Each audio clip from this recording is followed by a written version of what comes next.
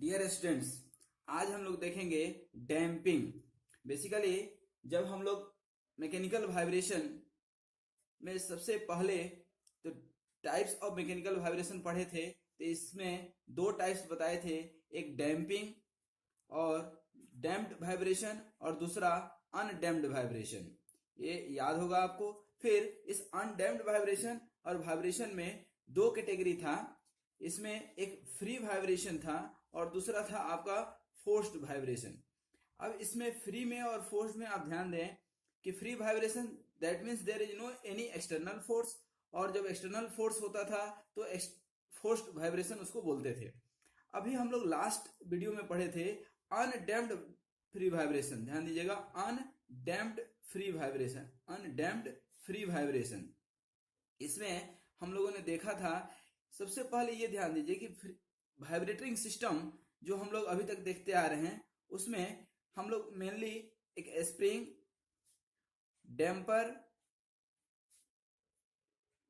और मास। A system consists of a spring, damper and mass is called mechanical vibratory system। अब यहाँ पे आप ध्यान देंगे यदि तो लास्ट क्लास में हम लोग जो पढ़े थे, लास्ट वीडियो में आप देखे होंगे कि इसमें जब डैम्पिंग नहीं था, जब ये नहीं रहेगा तो इसको क्या बोलेंगे, अनडैम्प्ड फ्री वाइब्रेशन। लेकिन आज के क्लास में हमने यहाँ पे डैम्पर जोड़ दिया है। जब डैम्पर जोड़ दिए तो ये क्या हो गया, डैम्प्ड फ्री वाइब्रेशन। इसका डिस्प्लेसमेंट मान लीजिए x, तो यहाँ पे जो फोर्स होगा kx, और यहाँ पे क्या होगा आज हम लोग इसको डिटेल में देखेंगे। बेसिकली डैम्पिंग है क्या, इसको थोड़ा सा हम समझ लें, उसके बाद आगे बात करेंगे। यहाँ ध्यान दीजिए कि डैम्पिंग बेसिकली एक सिलेंडर पिस्टन अरेंजमेंट का पार्ट है। यहाँ पे आप एक बार समझ गए तो आगे की काम जो है आसान हो जाएगा। यहाँ ध्यान दीजिए, सिलेंडर पिस्टन अरेंजमेंट जैसे होता है, जैसे बाइक के आप फ्रंट व्हील में देखे होंगे। अब यहाँ पे जब आप फोर्स लगाएंगे, ये अनडैम्प्ड के जगह पे अब क्या हो गया, डैम्प्ड वाइब्रेशन, क्योंकि डैम्पिंग यहाँ पे यूज कर रहे हैं। Basically damping is the resistance offered by a body to the motion of a vibratory system. कैसे करता है ध्यान दीजिए। अब इसमें जो है हम लोग इसमें डिफरेंट टाइप्स के विस्कस फ्लूइड यूज करते हैं। इसमें विस्कस फ्लूइड है, जब इसके ऊपर आप फोर्स लगाएंगे, सपोज कीजिए कि 100 किलो न्यूटन का आपने फोर्स लगाया, जब आप फोर्स लगाएंगे तो ये क्या होगा, नीचे आने की कोशिश करेगा, लेकिन इमीडिएट नहीं आएगा। जैसा कि आप शॉक लोड या शॉक ऑब्जर्वर जो आप देखते हैं, ये इमीडिएट नहीं आएगा, क्योंकि इसके स्पेस थोड़ा सा खाली है, ये धीरे धीरे जाएगा।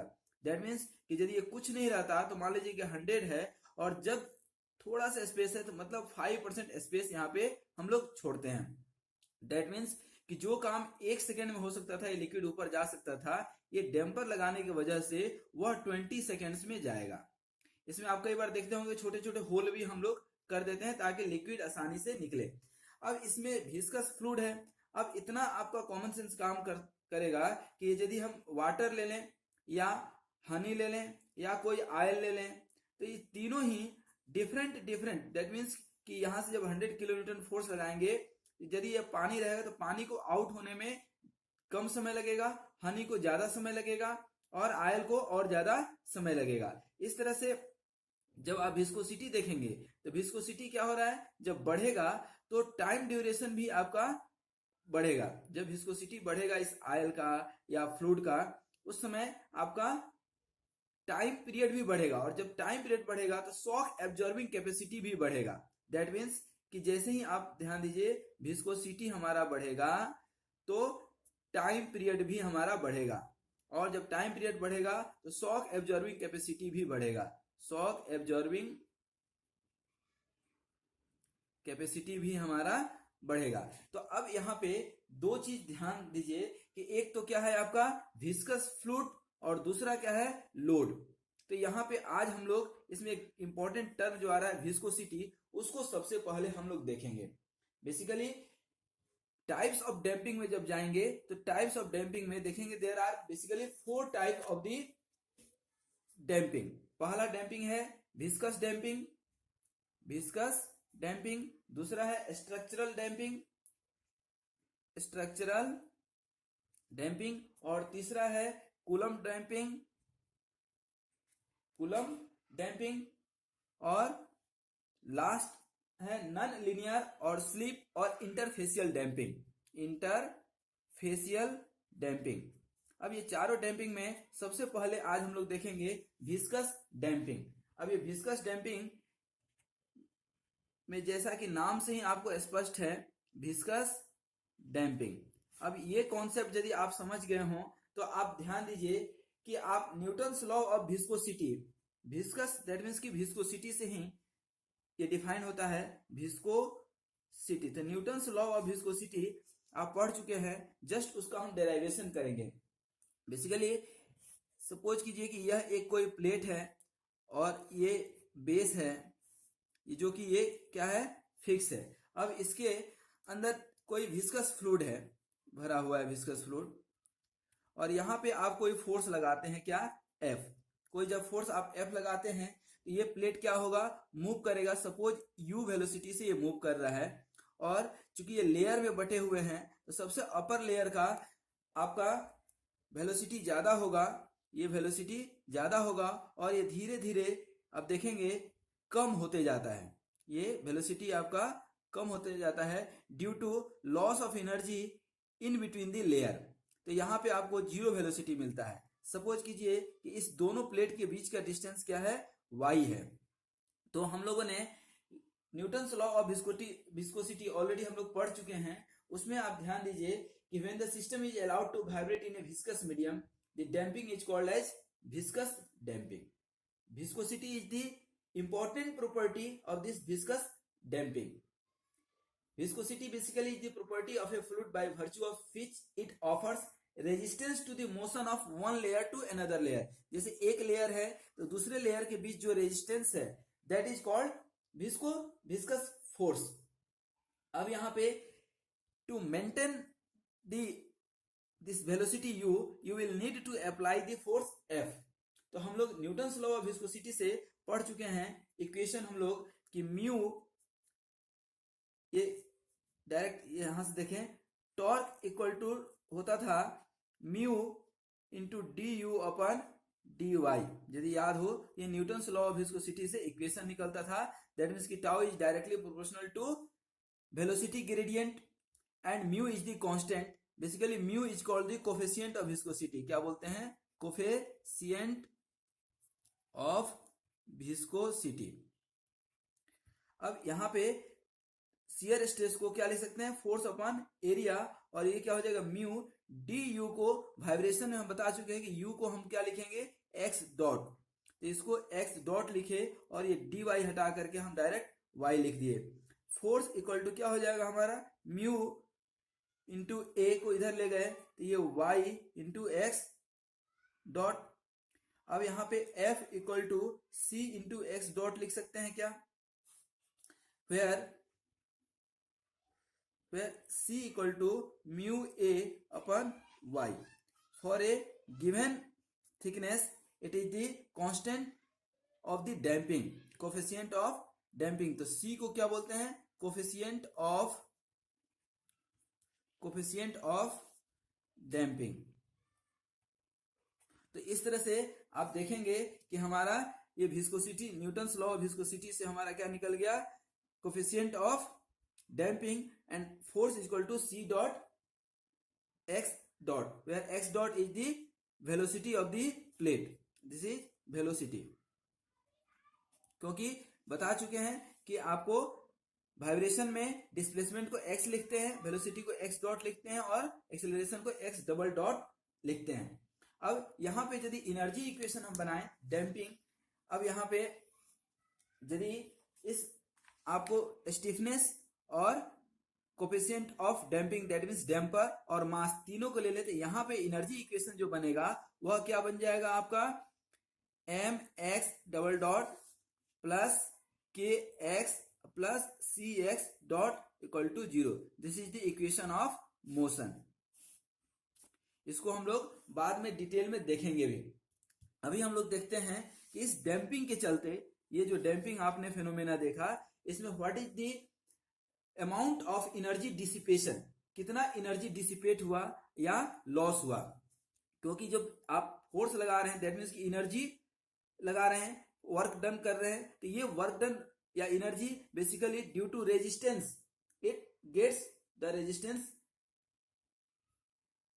generate the heat and the applied energy just waste out in the form of heat. तो यहाँ पे ध्यान दीजिएगा क्योंकि there is a clearance.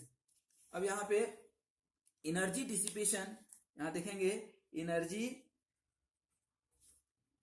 Dissipation in viscous damping. अब यहां पे अभी आप देखे थे कि हम फोर्स इक्वल टू क्या निकाले थे, ये देख लीजिए आपके सामने है, C into X dot, C into X dot. क्या हम इसको C D x by D T भी तो लिख सकते हैं। अब हमारा है वर्क डन, वर्क डन क्या लिख सकते हैं, F into D x, F into dx लिख सकते हैं, और f की जगह पे ऑलरेडी हम ये निकाले हुए हैं, तो c dx by D T into D X लिख सकते हैं। The rate of change of work क्या लिखेंगे, rate of change of work per cycle, that is we can write here change in energy, and this is called basically energy dissipation, energy dissipated या energy dissipation। energy dissipated हम क्या लिख सकते हैं, rate of work done, that means कि ये क्या हो जाएगा, f into D x by D T हो जाएगा, f D x by D T into D T, F D x है, इसको dt से डिवाइड कर दिए और dt से मल्टीप्लाई कर दिए, इसको इंटीग्रेट कर देंगे कहां से कहां तक, 0 से 2 पाई बाई ओमेगा। तो ध्यान दीजिए डेल्टा E इक्वल टू क्या लिख सकते हैं, अब F इक्वल टू ऑलरेडी हमें मालूम है C dx by D T, तो क्या हो जाएगा हमारा C dx by D T into पहले से एक already dx by D T है, dx by D T into D T, ये इंटीग्रेशन हो जाएगा कहां से, 0 से 2 पाई बाई ओमेगा। अब यहां ध्यान दीजिए, अब एक एक करके हम इसको बाहर करेंगे, तो c बाहर कर सकते हैं, ये इंटीग्रेशन तो आएगा ही अपने जगह पे, dx बाई डी टी का whole square into D T, 0 से 2 पाई बाई ओमेगा। अब यहां ध्यान दीजिए, ये x को हम क्या लिख सकते हैं, let assume the motion is simple harmonic, if motion is simple harmonic, SHM हम डायरेक्ट लिख देते हैं, simple harmonic motion, then you can write x equal to a sine omega t, और dx बाई डी टी क्या लिख सकते हैं, a omega cos omega t। अब यहां ध्यान दीजिए, इस इक्वेशन से अब इस इक्वेशन को फिर उठा करके यहां हम लिख रहे हैं, डेल्टा E इक्वल टू क्या हो जाएगा, c dx by D T को हम क्या लिखेंगे, स्क्वायर में जब लिखेंगे आप तो क्या हो जाएगा, dx बाई डी टी का square equal to a square omega square cos square omega t, दोनों साइड हमने स्क्वायर कर दिया और कुछ नहीं किया है। तो c और dx बाई डी टी के स्क्वायर की जगह a square omega square cos square omega t dt लिख सकते हैं। अब इसको फिर से हमने मल्टीप्लाई इंटीग्रेट कर दिया, कहाँ, बाउंड्री कंडीशन, 0 से 2 पाई बाई w। यहां ध्यान दीजिए, c और a स्क्वायर ओमेगा स्क्वायर बाहर आ जाएगा, क्या बचेगा, cos square omega t dt, 0 से 2 पाई बाई w। अब यहां ध्यान दीजिए, क्या हम इसको ब्रेक करके लिख सकते हैं, हम जानते हैं कि cos 2 theta equal to 2 cos square theta minus 1, तो यहाँ पे cos square theta equal to क्या हो जाएगा, 1 प्लस cos 2 थीटा बाई 2। अब इसी को हम यहाँ पे लिखेंगे तो क्या हो जाएगा, ध्यान दीजिए, c a square omega square, और ये 2 हम बाहर ले ले इधर, तो इधर क्या हो जाएगा, 1 प्लस cos 2 और थीटा की जगह यहाँ पे क्या है, omega t into D T, 0 से 2 पाई बाई डब्ल्यू ऑलरेडी रहेगा। अब यहां ध्यान दीजिएगा, फिर से इसको हमने क्या किया, change in energy equal to C A square omega square by 2, इसको हम इंटीग्रेट करेंगे तो क्या हो जाएगा, डायरेक्ट हम यहाँ कर रहे हैं, dt से क्या हो जाएगा t plus cos 2 omega t का क्या हो जाएगा sin 2 omega t by 2 omega, 0 से 2 pi by w, C A square omega square by 2, और ये t जब करेंगे तो क्या हो जाएगा 2 pi by w plus sign 2 pi by omega, तो यहां ध्यान दीजिएगा साइन 2 ओमेगा के जगह 2 साइन ओमेगा 2 ओमेगा, t के जगह पे क्या हो जाएगा 2 pi by omega upon 2 omega, minus t के जगह 0, और यहाँ पे 0 आएगा तो 0, ये ओमेगा और ओमेगा कट जाएगा तो क्या बचेगा 4 पाई, साइन पाई का कोई वैल्यू क्या होता है 0, तो ये भी टर्म क्या हो जाएगा 0 आपका, तो बचेगा कौन सा term C A square omega square by 2 into 2 pi by omega, ये आपका टर्म बचा। अब यहाँ पे ओमेगा और ओमेगा एक कैंसिल हो जाएगा, 2 और 2 कैंसिल हो जाएगा, तो चेंज इन एनर्जी कितना हो गया आपका सी पाई बाहर ले लिए C A omega square into omega, ये आपका एक इक्वेशन बन गया pi C omega into A square. From this equation it is clear that for a given c is constant, pi is constant, for a given value of frequency, change in energy या dissipation of energy is directly proportional to a square. That means कि amplitude जितना ज्यादा होगा उतना ज्यादा energy dissipate होगा। That means the total energy of vibrating system, अब एक दूसरे फॉर्म में हम यहाँ पे लिखते हैं कि the total energy of any vibrating system, total energy of a vibrating system can be either maximum kinetic energy or maximum potential energy। यदि हमने मैक्सिमम काइनेटिक एनर्जी ले लिया E, तो क्या हो जाएगा हाफ एम एक्स डॉट का square. अभी हमने एक्स डॉट निकाला है, कितना निकाला था ए ओमेगा कॉस ओमेगा टी, ये मैक्सिमम वेलोसिटी कितना होगा, मैक्सिमम क्या होगा ए ओमेगा, क्योंकि इसका मैक्सिमम वैल्यू क्या होगा 1।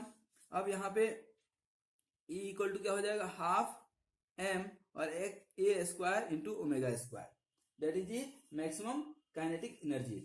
Now we can find the ratio of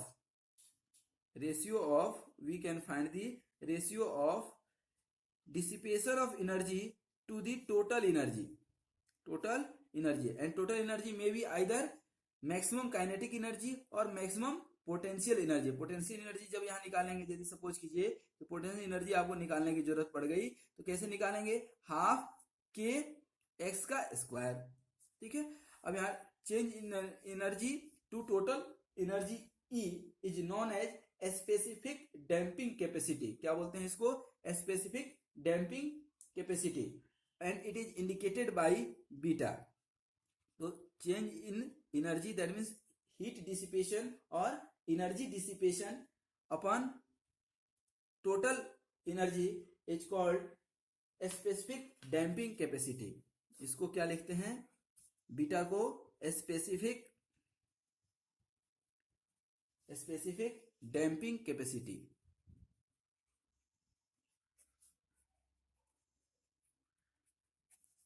specific damping capacity which is a constant quantity. यदि हम यहां से इसको ब्रेक करना चाहें तो क्या हो जाएगा, डेल्टा ई का वैल्यू क्या था आपका pi C A square omega upon energy का वैल्यू कितना आया half M A square omega square, और इसको जब आप ब्रेक करेंगे तो क्या आ जाएगा 2c पाई अपन एम डब्ल्यू, एक डब्ल्यू से डब्ल्यू कट जाएगा, ए स्क्वायर कट गया, दैट मीन्स कि the specific damping coefficient does not depend on the amplitude of the oscillatory or vibratory motion. This quantity is basically a constant quantity. ये जो beta निकलेगा, beta is itself a constant. Its unit, it is a unitless quantity because it is the ratio of same functions. This relation is very useful in the design of vibrating instrument. जितने भी music instruments हैं, music instrument, for the music instrument this beta plays the great role. This beta plays the great role in the design of musical instrument. The damping materials are rated by, damping materials are, यहां लिख भी देते हैं, damping materials are rated by their specific damping capacity beta. तो इस चीज को हमेशा ध्यान रखिएगा कि damping materials are rated by their specific damping capacity. अब एक छोटा सा टर्म है ED damping, eddy current damping. तो इसको अभी ध्यान दीजिएगा कि जो यहाँ पे हम डैम्पर यूज कर रहे थे, इसी को हम लोग कई बार ईडी करंट डैम्पिंग में भी यूज कर सकते हैं, इसी को सेम में. ध्यान दीजिए कि यदि यहाँ पे एक, इसको हम लोग बोलते हैं ईडी करंट डैम्पिंग, क्योंकि जितने भी करंट हैं उनके पास अपने एक मैग्नेटिक फोर्स होता है, एक मैग्नेटिक करंट होता है, जिसके चलते वह मैग्नेटिक फील्ड जनरेट करते हैं. सपोज कीजिए कि एन है और ये आपका एस है, साउथ पोल है और ये नॉर्थ पोल है. इसके बीच आप यदि कोई एक फोर्स लगाएंगे, direction of motion of the object, ये ऑब्जेक्ट है कोई, और a direction of the magnetic flux, this is the permanent magnet and this is the motion of the object. This type of damping is based on the principle of generation of eddy current. यहाँ पे eddy current आप इस तरह से generate होगा, इसमें भी और यहाँ भी. If non-ferrous conducting object such as a rod is moved in the direction perpendicular to the lines of magnetic flux which is produced by a permanent magnet, then as the object current is induced in the object, the current is proportional to the velocity of the object, assuming that the magnetic flux and the dimensions of the body remains constant. This current is the induced eddy current and sets up a magnetic field so as to oppose the original magnetic field that has induced in the object. This provide a resistance to the motion, क्योंकि ये आपका downward direction में रहेगा और object कहां जा रहा है, अपवर्ड डायरेक्शन में. या यदि मैग्नेटिक फील्ड इस डायरेक्शन में है तो ऑब्जेक्ट इस डायरेक्शन में रहेगा, then again it will oppose. This resisting or damping force produced by the flux from eddy current is also proportional to the velocity. This magnetic flux is also resistance also proportional to the velocity.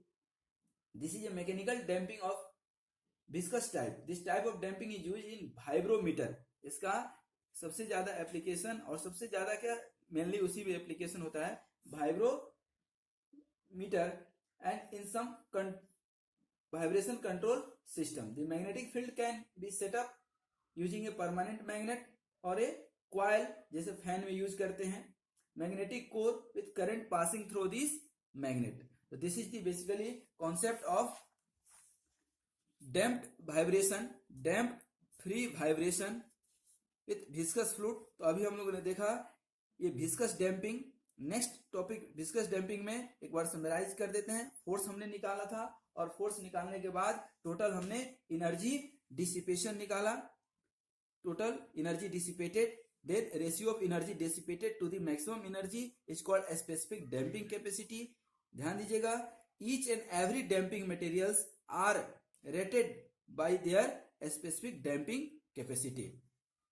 उम्मीद करता हूं आपको ये पूरी तरह से समझ में आया होगा. यदि ये पसंद आया है तो आप हमारे चैनल को लाइक कीजिए, दोस्तों के साथ शेयर कीजिए और सब्सक्राइब कीजिए। यूं ही आप वीडियो देखते रहें। Thank you very much.